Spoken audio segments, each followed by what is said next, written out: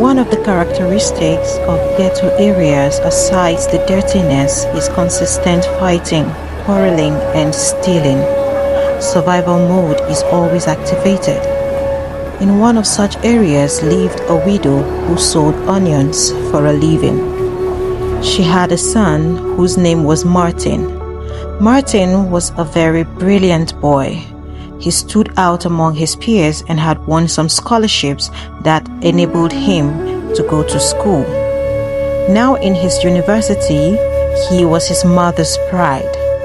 Martin visited his mother every holiday and always helped her to sell onions, despite being an undergraduate. He was never ashamed of his mother or his background. One holiday, Martin came home and as usual, he went to help his mother out at her place of business.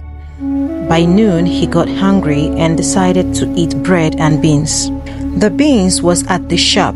He just needed to go over to the next street to get bread. He got his bread and started towards his mother's shop, when a loud cry broke out.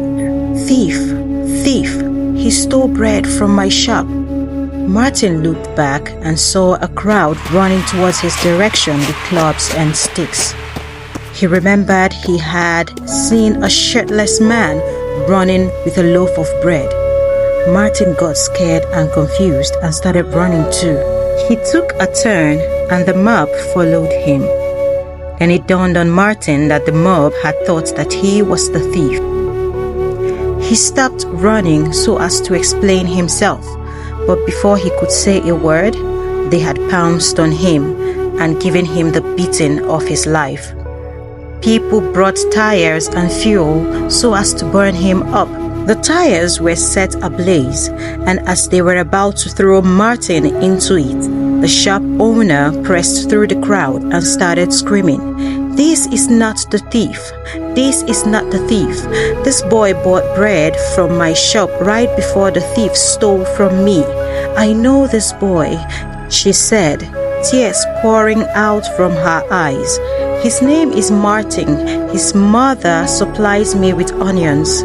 Immediately, someone carried Martin and they called an ambulance, and the paramedics put him on a stretcher and began administering first aid on him while driving him to the hospital.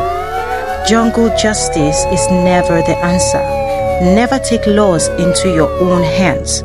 Crimes should always be reported to the police and justice should be left to the law. Please like and do not forget to hit the subscribe button.